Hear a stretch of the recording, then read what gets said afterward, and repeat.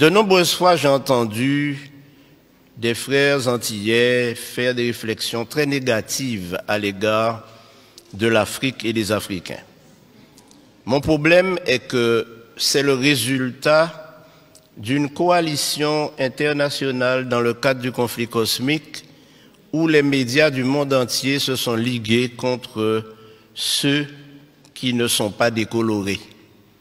Car en réalité, vous découvrirez à travers l'étude, malheureusement, le temps m'est compté, de sorte que je vais faire des raccourcis, mais je veux faire 3 déclarations qui vont vous pousser à réfléchir et peut-être à sonder les Écritures davantage.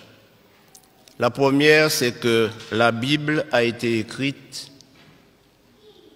pour que les Africains sachent que Dieu est leur Dieu. La deuxième chose que je vais dire, c'est que le peuple d'Israël est un peuple noir.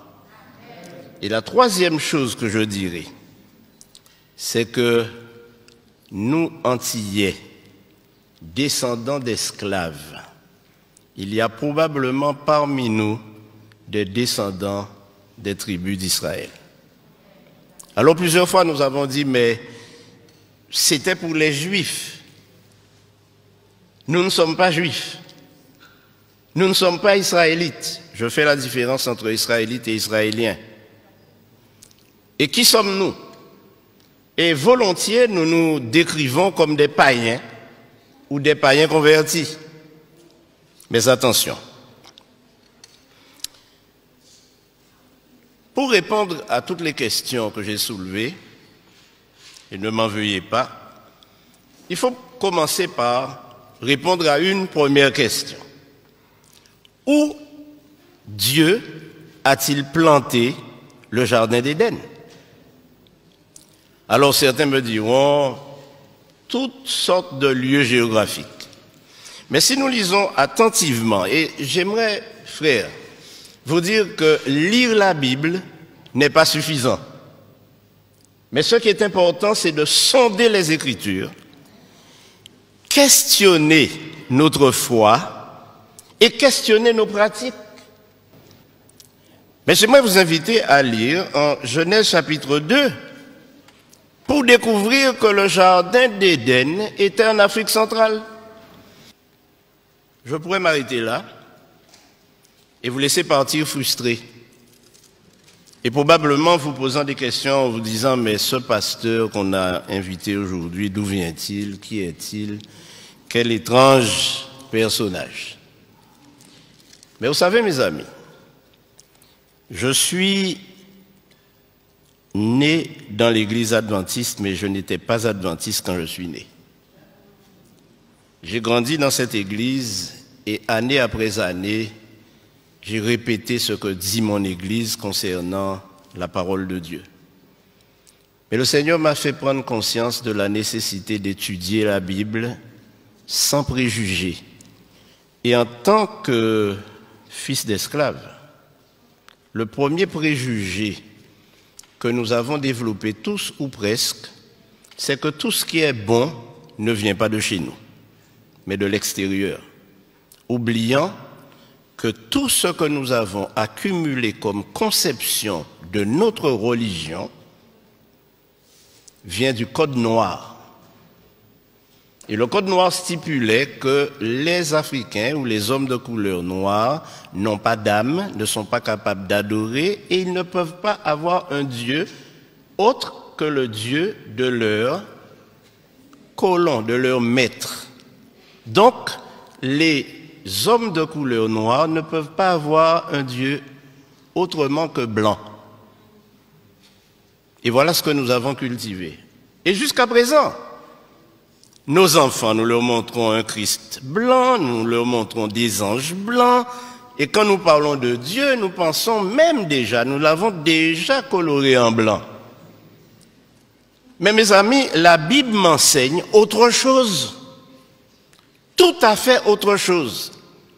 Et quand je lis la répartition des nations sur terre, je me rends compte que nous sommes tous cousins et cousines. Car nous sommes tous mon cher Max, des descendants de Noé. Tous descendants de Noé, à travers ses fils.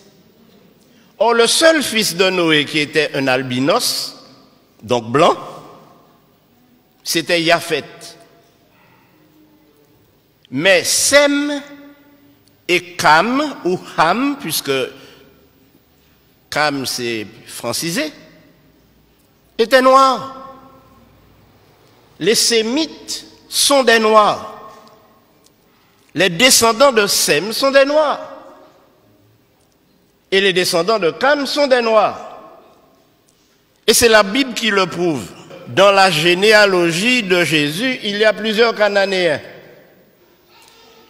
Plusieurs femmes cananéennes ont enfanté avec des Sémites ou des Couchites. Vous savez, quand nous lisons la Bible, frères et sœurs, nous ne la sondons pas. Lorsque nous arrivons sur les généalogies, sur le livre des Chroniques, nous passons au chapitre suivant ou au livre suivant. Mais lorsque nous lisons les généalogies et les chroniques, alors la Bible nous parle différemment et résonne dans notre esprit maintenant qu'il s'agit de nous-mêmes. Frères et sœurs, notre religion n'aura aucun sens si nous nous mettons à imaginer notre religion à travers la religion des autres. Dieu ne nous a pas été prêté par les Blancs, puisque Dieu est le Dieu des Noirs. Nous ne pouvons pas prétendre suivre une religion que nous avons reçue de ceux qui nous ont évangélisés. D'ailleurs, ceux qui nous ont évangélisés, ils ont commencé par nous tuer lorsque nous n'acceptions pas leur religion. Et j'aimerais vous dire que lorsque les esclaves ont été déportés de l'Afrique aux Antilles, en Amérique et dans les colonies, ils avaient une spiritualité. Ils adoraient Dieu. Ils le connaissaient. Et ce que le Code noir a fait, c'est de leur enlever ce Dieu qu'ils adoraient déjà pour le remplacer par un Dieu inconnu. Je crois que nous devons revenir à la parole de Dieu. Alors, mes amis, Abraham était un noir qui vivait dans un pays noir avec une femme noire, Sarah. Mais la question est, mais quelle est la couleur de Jésus? Qui ne s'est pas posé cette question? Une autre question pourrait être, mais quelle est la couleur de Dieu lui-même? Bon, je vous dirai, la couleur de Dieu, pour mettre tout le monde d'accord, c'est arc-en-ciel. Parce que la Bible nous dit que personne ne l'a jamais vu, mais lorsqu'on regarde son trône, le trône est entouré d'un arc-en-ciel. Donc on va dire que la couleur de Dieu, c'est arc-en-ciel. Mais j'aimerais vous dire, mes amis, que les choses ne sont pas aussi faciles. Dans le Nouveau Testament, nous trouvons plusieurs Africains. L'eunuque, par exemple, il était de quelle nationalité? Il était éthiopien. Donc il venait du pays de Couche. Maintenant, quel est le plus grand et plus célèbre Africain que nous connaissons? Le plus grand et plus célèbre, plus fameux Africain que je connaisse, c'est Moïse, né en Égypte. Il est né en Égypte. C'est un Africain, Moïse. Un Africain noir.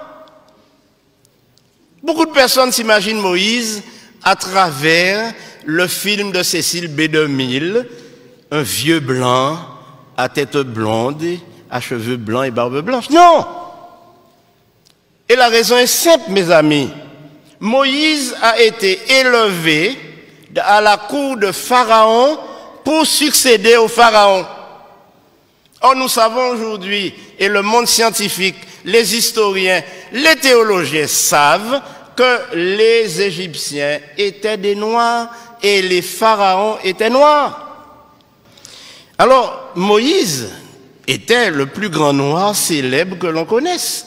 Et ceci a été prouvé par le plus grand savant du XXe siècle africain, qui s'appelle Cheikh Anta Diop et qui a déterminé par ses études et prouvé au monde scientifique que la civilisation égyptienne et noire est la première civilisation du monde. Et aujourd'hui, quand nous parlons, nous disons que l'Afrique est le berceau de l'humanité, n'est-ce pas?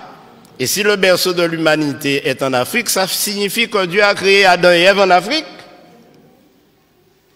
Et quand nous disons que l'Afrique est le berceau de l'humanité, nous oublions malheureusement que l'Afrique a été à l'origine de toutes les sciences, de toutes les connaissances, à l'origine de tout ce que nous avons dans cette civilisation occidentale européenne, mais qui a été détruit lors des conquêtes, et on a cassé les nez de toutes les statues égyptiennes pour qu'on ne voit pas le caractère négroïde. Ainsi donc, mes amis, ne nous laissons pas embarquer, mais puissions-nous cultiver une religion authentique. Mais mes amis,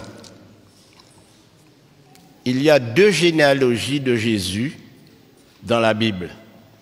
Une en Matthieu 1er et l'autre en Luc 3. Ces 2 généalogies, je vous invite à les lire, à les comparer, et vous vous rendrez compte qu'elles sont inversées, c'est-à-dire une commence par la fin et l'autre commence par le commencement. Mais pourquoi ces 2 généalogies ont été données? La première, c'est que la généalogie en Matthieu prouve que Marie est bien la mère biologique de Jésus et elle était noire. À la question, mais quelle est la couleur de Jésus? Alors, si je vous dis que je ne sais pas, vous ne me croirez pas, après tout ce que j'ai dit. Mais ce que j'ai découvert en étudiant les généalogies, c'est que toute l'ascendance de Jésus, depuis Abraham, est de lignée noire, sémite et cushite. Alors évidemment, la conclusion est simple. Ne me faites pas dire que Jésus était noir, mais si vous me le faites dire, je le dirai. Alors, en Jean 8, 32, le Seigneur Jésus-Christ lui-même nous dit, connaissez ce texte? Vous connaîtrez la vérité et la vérité vous affranchira. Ce dont nous avons besoin aujourd'hui, frères et sœurs, c'est d'être affranchis de tous les concepts, de toutes les idées, de toutes les philosophies que nous entendons dans les sermons, que nous entendons dans les études, que nous entendons des gens afficher et affirmer. La Bible nous dit que le peuple noir n'est pas maudit, que le peuple noir fait l'objet de l'attention de Dieu, parce que Dieu s'est adressé à des noirs. Donc, ce qu'il faut retenir, c'est que tous ces concepts que nous avons développés et qui font de nous des personnes complètement complexées, lorsque nous sommes dans un milieu où nous ne retrouvons pas les couleurs auxquelles nous sommes habitués, nous sommes complexés, nous avons l'impression d'être inférieurs. Nous ne sommes pas inférieurs devant Dieu. Au contraire, nous sommes des enfants d'Israël. Il y a de cela 2 ans, j'étais au Ghana. J'étais à Kumasi, au Ghana. Et là, j'ai rencontré de nombreuses personnes qui m'ont dit « Nous sommes des descendants de Siméon ». Et ceci a éveillé mon attention. Mais savez-vous ce qui s'est passé? Lorsque les Romains sont entrés à Jérusalem et qu'ils ont commencé à persécuter les enfants d'Israël, qui étaient des Noirs, ils se sont enfuis en Afrique de l'Ouest. Et c'est pourquoi aujourd'hui, pratiquement toute l'Afrique de l'Ouest est peuplée de descendants d'Israélites. Cherchez et vous trouverez à Man, en Côte d'Ivoire, des descendants de la tribu de Dan. Et si vous allez jusqu'en Afrique du Sud, vous trouverez les Lemba, qui eux aussi sont des Israélites, qui pratiquent tous les rites juifs sans avoir été évangélisés par aucune nation. Alors mes frères, Simon de Cyrène, c'était un noir. Mais je terminerai par ce qui va vous renverser sur votre siège. L'apôtre Paul était un noir. Et je vous donne la référence, lisez-la à la maison. Acte 21, versets 37 et 38. Quand l'apôtre Paul s'est présenté, on lui a posé la question, mais n'es-tu pas cet Égyptien qui soulève des foules? S'il était pris pour un Égyptien, Paul n'était rien d'autre qu'un nègre marron, comme moi-même.